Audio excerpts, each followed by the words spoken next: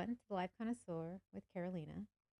I wanted to today touch a little bit on the topic of why I started this whole journey with recording some of these videos and podcasts. And I kind of touched on it about a month ago when I first introduced myself to social media and explained that I had on my mirror, well, next to my mirror, a little phrase that said things I wanted to accomplish before I turned 40. One of them was to write an autobiography. And many people would think, like, who in their right mind would want to write an autobiography? And what would make you think that you would have enough material to even write an autobiography that anybody would want to read? And that was one of the things that I've really struggled with over the years was kind of understanding, like, why would anybody even want to listen to anything I had to say or read anything I had to say or read about my past? And what made me become Caroline and the girl I am today. And the more I thought about it, and the more I've had a chance to reflect, especially this last year with knowing that I was turning 40, was realizing that I should do that. I should write an autobiography, not because I think my life has been so spectacular or interesting that people would want to read about it, but because maybe that autobiography was something that the 5-year-old Carolina would have benefited from, or even the 10-year-old Carolina, the 15-year-old pregnant Carolina, the girl that wanted somebody to show up for her, wanted somebody to identify with, and that she never got the chance to. And still hasn't. Um, I'm 40 years old now, and my story is not like anybody else's story. And most of ours shouldn't be, right? Like we're all individuals, our stories are going to be different. Um, but my story is one of those stories that I have no rhyme or reason for it. Some of the things that have occurred in my life, I have no explanation for, which is when I lean into my faith a lot. And I keep telling myself that it's all part of God's plan and that I'm just a pawn and that I am given the tools and the guidance. But at the end of the day, I have to make those decisions and determine what's going to be best for me.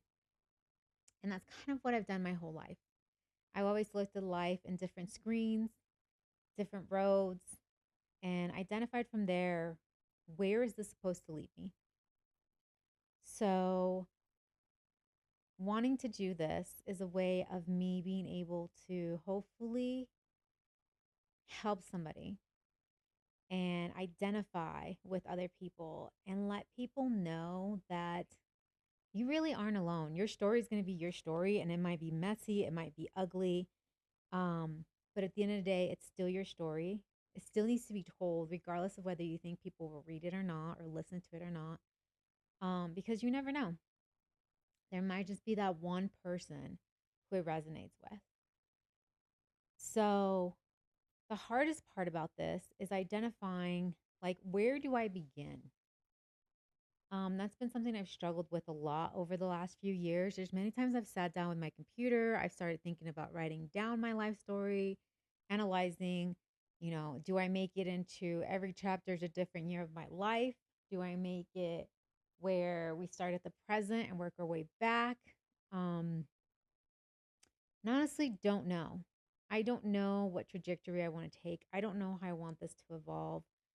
But I figured that today I would start with just explaining where I'm at today. So I'm an immigrant. I was brought to the United States when I was almost 10. Um, a lot of it is blurry, and I don't remember some of the timelines. And I've come to a realization that our brain does that as a way of protecting us, I believe. Um, Not all the time. Sometimes it's just we're literally just forgetful. Like I have ADHD like a mofo and I'm extremely forgetful and especially when I'm off my meds. Lord have mercy. If it ain't written down, it ain't happening. But when it comes to timeline, some of it is foggy. Um, I know that I came here around 9 or 10 because of like my paperwork that I have that says that I entered that I was in school like 94, 95, but I can't really recall. Um, and when I came here, I was brought here by my bio mom. I refer to her as my bio mom because I can't call her a sperm donor. She wasn't that mom, but I don't have a relationship with her. So she's known as bio mom, and then there's adoptive mom. And as we progress through this journey together, I'll explain both the relationships. But bio mom brought me here out of the pretenses that we were going to be a nice, happy family. It was her, my brother. I do have one biological brother, and my new father in law that she had just, not father in law, my new stepfather that she had married, who was an attorney, an immigration attorney, and who had helped her be able to start the process to get her documentation so that she could come get us from Canada, which is a whole other layer to the story because I'm not from Canada. I'm originally from Argentina. So, um, but yeah, we were brought here, and she had sold my uncle in Canada a dream. She had told my uncle that she was going to provide us this beautiful life and that, her and her attorney husband had it all figured out and that we were going to come to the US and it was going to be wonderful. My uncle, who resides in Canada, is absolutely amazing, and I look up to him a lot. Him and I have a lot of similarities when it comes to our career and our paths that we've taken in life. Um, and he wanted what was best for us. And he believed at that time that relinquishing custody to my bio mom was what was best for us. Um, Little did he know that everything she had told him was the truth. It was an exaggeration of what was actually happening. Um, so it was right after Christmas. My brother and I were ripped away from our adoptive family that we had at that time in Canada. We were adopted up there legally, and we were brought here to the land of the free. And when we arrived, none of what she had told my uncle nor my brother was true. There was no beautiful home. There was no American dream. We landed on 38th between, sorry, it wasn't 38th. It was 44th and Federal in North Denver, which was an area um, that was full of immigrants and Italians and Hispanic families. And during that time, the North Side was not somewhere you wanted to be. There was gang activity, there was lots of drugs, it was just a mess. It was a beautiful, chaotic mess, though. I have no regrets. I still miss the good old North Side. Now it's called the Highlands, but we'll talk about that another day. Um, we were brought there, and I remember arriving to this home after we left the Greyhound station because, of course, I mean, that should have been the first indicator that nothing was true that what she was saying because we couldn't board a plane to get here. We had to come on the Greyhound bus. And the reason why that was back then the border patrol wasn't like it is now. And we were smuggled into this country, my brother and I. And I spoke no Spanish at this point. I only spoke French. My mom only spoke Spanish. My stepdad spoke Spanish and English. And my brother was learning English, and all he knew how to say was blue monkey. Um, So communicating was extremely difficult. I knew nothing of what this lady kept saying, and she was very touchy and lovey with my brother, and it was just really awkward to me. Um, and I never understood why I didn't get that motherly feeling from her. And that is something that I struggled with until I would say about 2015, which is when things became real to me. But in the meantime, we arrived at this one bedroom apartment in a basement of this rundown apartment building right on the corner of 44th and Federal. And I remember the smell of it. It smelled like an old boiler room. And my brother and I didn't have a room. Her and her husband had the bedroom. My brother and I were in the living room. And that was the beginning of it. Shortly thereafter, we were registered at a local elementary school. It's called Centennial Elementary, and we began school there. And there's so many pieces of it that I remember, like little movie clips. And I remember like playing on the playground one summer because, of course, back then we didn't go to summer camps. We didn't have babysitters. You were a latchkey kid. So during summer break, whoever was the oldest was to watch you and keep you alive until mom got home from work. And I remember playing on the playground, and there it was a brand new playground. They had just rehabbed it, and it was super cool because it had this like metal bar that you hung on, and then you slung, or you swung from one side of it to the other. And I remember my brother and I started fighting over it because it was my turn, and he got mad and he like threw the metal thing back to my side of the playground, and it hit me in my eyebrow, and it gashed my eyebrow open. So I had blood just running down my face, and I'm crying and I'm hysterical. And we're walking back to our house because by this time, our stepdad was able to get us a house off of 44th and Stewart. And we're running back home, and I'm crying, I'm bleeding. And if anybody knows anything about facial injuries, like the bleeding is so dramatic. And I just remember thinking I look like I'm out of a horror movie, like just having all this blood on me. Got home, we patched it up, and I for sure thought that like my brother was going to get in trouble because my face was bleeding and I had a cut. And my mom got home and it was my fault. And I remember her yelling at me and her being upset that like I bled everywhere, I ruined my clothes, and like what would people think? And she had zero cares or remorse that like my face was bleeding and that I possibly should have had stitches. Like I still have a scar. And as a kid, like I didn't really understand the relationship her and I had and our dynamic and how weird that was. I just kind of rolled with the punches, and I was like, okay, whatever. Mom was mad, but I'll fix it. Um, and it's one of those things where after that, more and more things started to come to light. I started to realize that a lot of my friends had parents who dotted on them, who cared about them. And it was weird because I was the one who had to come home and cook dinner every night for the family. And I was the one that had chores to do, but my brother didn't.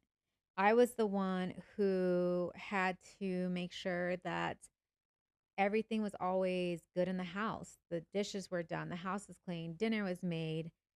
And I never really took a step back to realize that, like with my friends, like they had chores and stuff, but they earned money. And my friends had nice clothes. And I didn't have that. Um, it was one of those things where as a kid, you don't really pay attention. You don't compare yourself to others until you get a little bit older. In the meantime, what I did notice though was that my stepdad was always really sweet to me. Whenever my mom would reprimand me or be upset about something with me, he would always try to comfort me and just try to make me feel like everything was going to be okay, that it wasn't my fault. And I honestly was his favorite. And I just appreciated that. I appreciated having a man or a father figure in my life who would see that I tried really hard. I was like 9 or 10, and I would try really hard just to have her like me. One of the Christmas gifts I got from him was a cookbook because, like I said, I was to cook dinner for the family and I didn't know how to cook. Like, nobody ever showed me how to cook, I just had to learn. And he bought me a cookbook.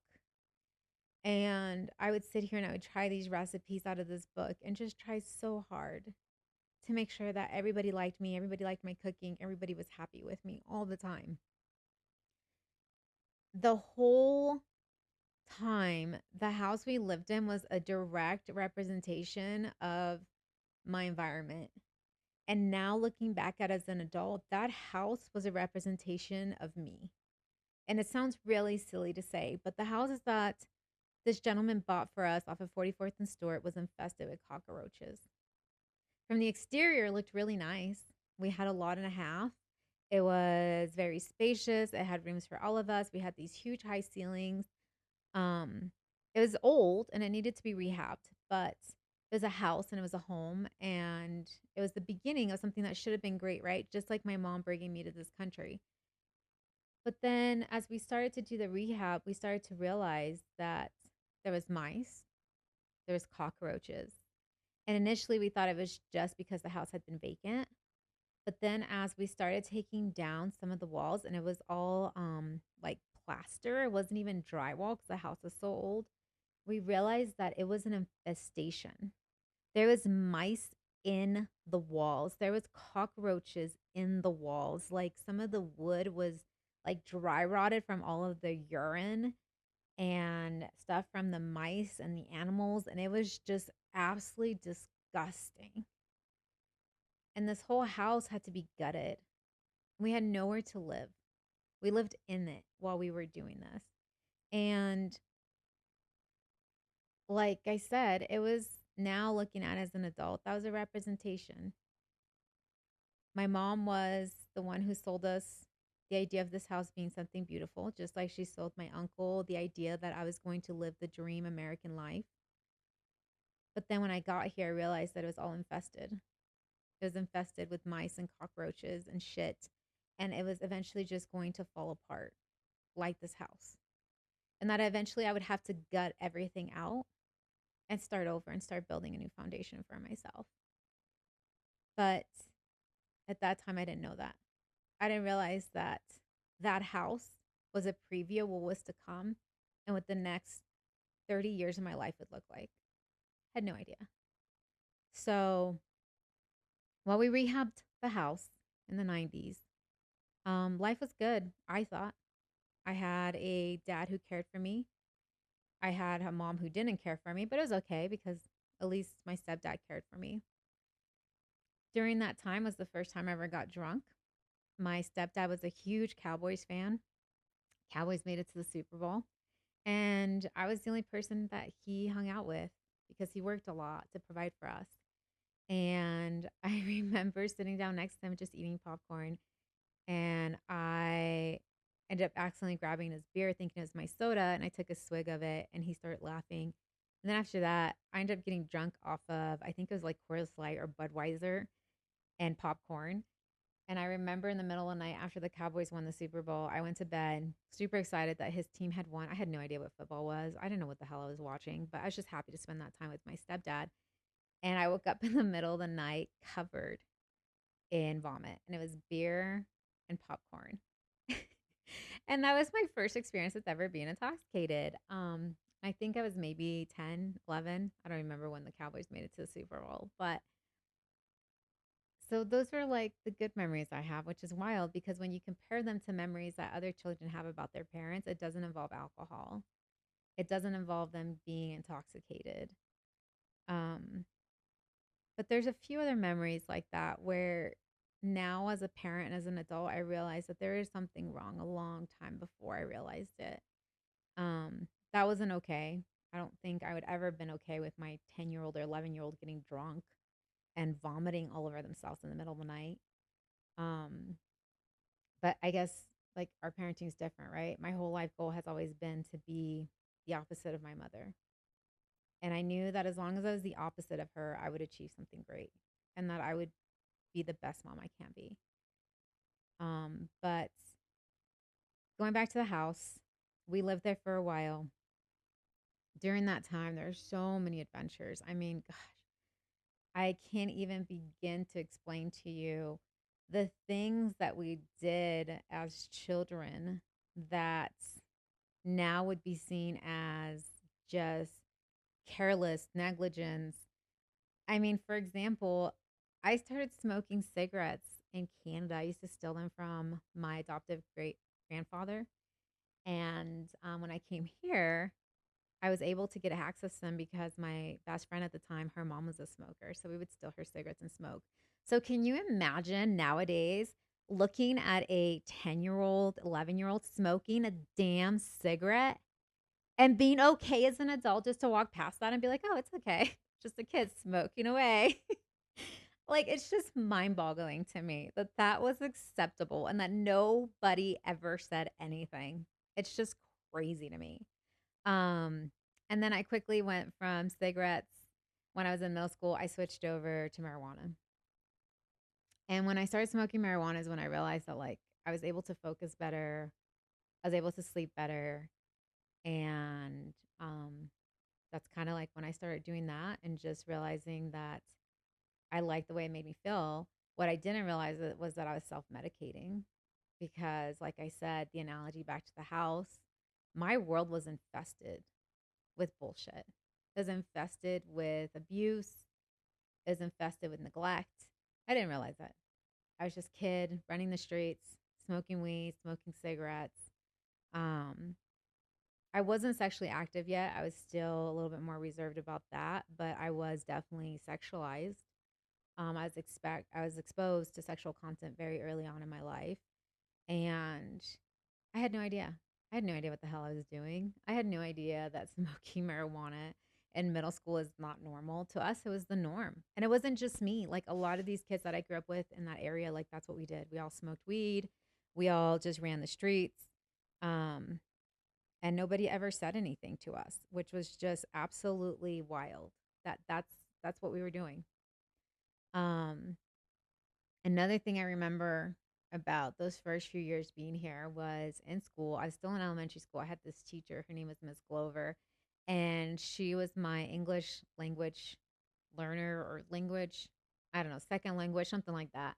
And she would pull us into this room, me and these other, couple kids, and she would make us repeat these words over and over again. And she'd be like, say it again without an accent, say it again without an accent. And I remember looking at her and being like, dude, you are evil. Like, who does that? And one of the big things that her goal was for us not to have accents. And I thought that was so mean because I felt like she wanted me to be embarrassed of the fact that I was bilingual. But little did I realize that she was setting me up for success.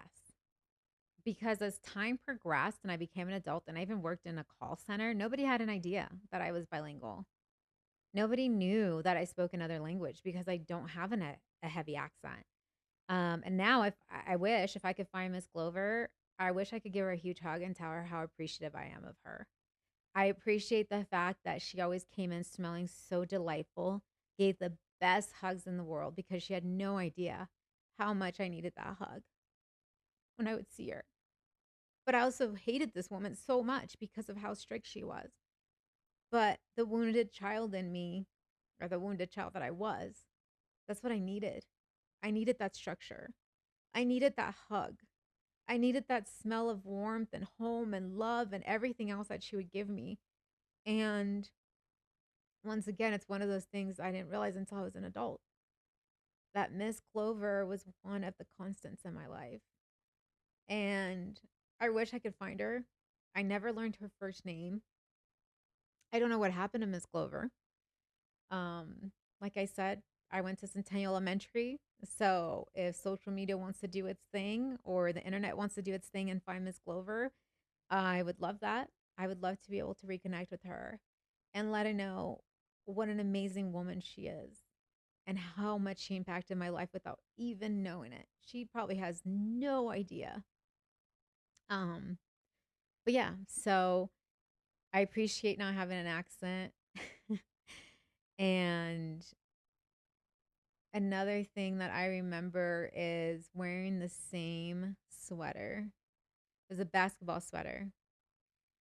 And what most kids don't know or didn't know that I went to school with was that that sweater came from the trash can. My bio mom used to clean a building where they did a lot of graphic prints and stuff on t-shirts. And if there was any sort of misspelling or misprint, they would just trash it. And I would go help my mom clean at night. So that was part of my duties was to be a janitor. And I remember going into the trash can and digging clothes out. And that was kind of like my back to school shopping. Other kids got to go to the Lakeside Mall and they got to go to there's a store called Fashion Time. And everybody loved it because they'd like bring stuff from California. It was so cool, right? Like, oh my God, I got this shirt and it's like imported from Cali. And it's funny because now as adults, we're like, what? California? Like, who cares? But anyways, back in the day, that was the thing. And I remember remember I was so envious of all these girls and their cool shirts and their cool tennis shoes, their Fila sneakers, and I had like Payless if I was lucky. If not, it was God knows what from the flea market. And I remember the clothes from the dumpster, and that sweater was really cool because it went past like my butt, and I was really excited because I could wear just like leggings with it, and I would try to like mix it up, do jeans one day, leggings the next, thinking that nobody would realize that it was the same damn sweater because I didn't have a lot of clothes.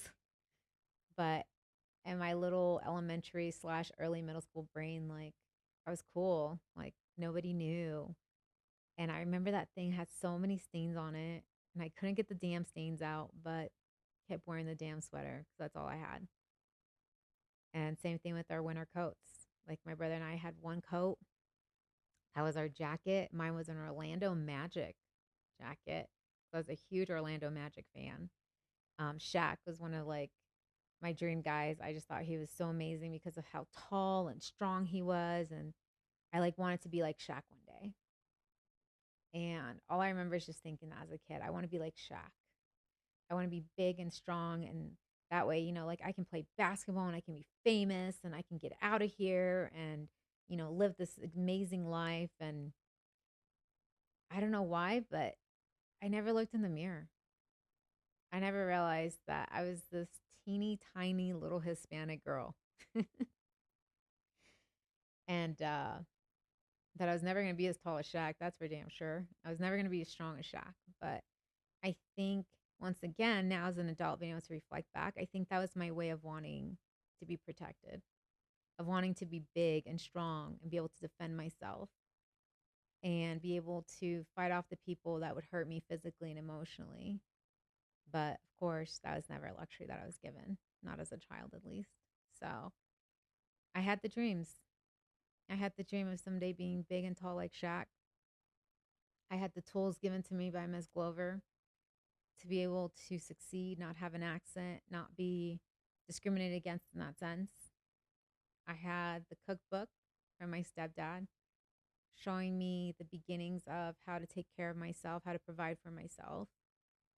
I had the bio mom who neglected me enough and hurt me enough to push me.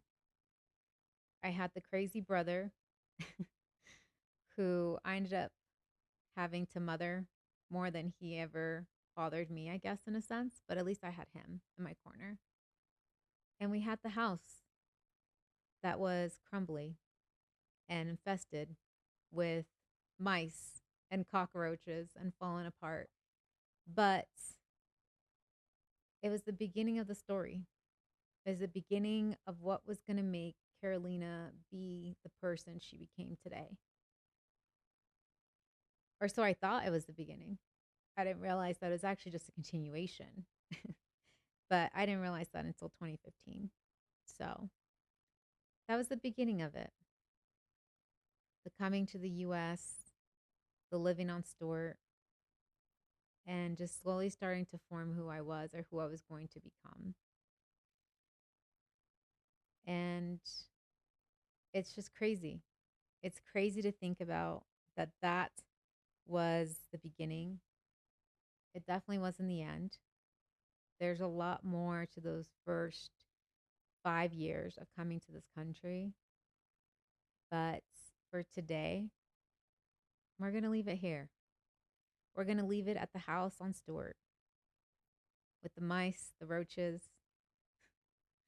the plastered walls, the intoxicated night with the Dallas Cowboys. And we can pick up on this another day. But for today's episode, I want to leave this as the beginning of a story of just knowing that no matter how bad your foundation is, no matter how rotten everything is, no matter how much the walls around you are crumbling, it shouldn't define who you are. It shouldn't define who you become. You should take it as an experience. You should take it as lessons and realize that if everything around you is crumbling and everything is down in the dirt and rotten and disgusting, I mean, at that point, all you've got to do is go up from there, right? You can't sit here and dwell on that. You got to go up from there because no matter what, it's already crumbled. You're already standing in a pile of shit. You might as well say, fuck it, and pick yourself up and say, let's go. Let's shoot for the stars and see where the fuck we land. Might not be in the stars, but it sure the fuck won't be down here. And that's kind of been my life motto. So I look forward to sharing more of my experience with you guys, sharing a little bit more of my stories with you guys. But for now, I hope everyone stays safe and ciao.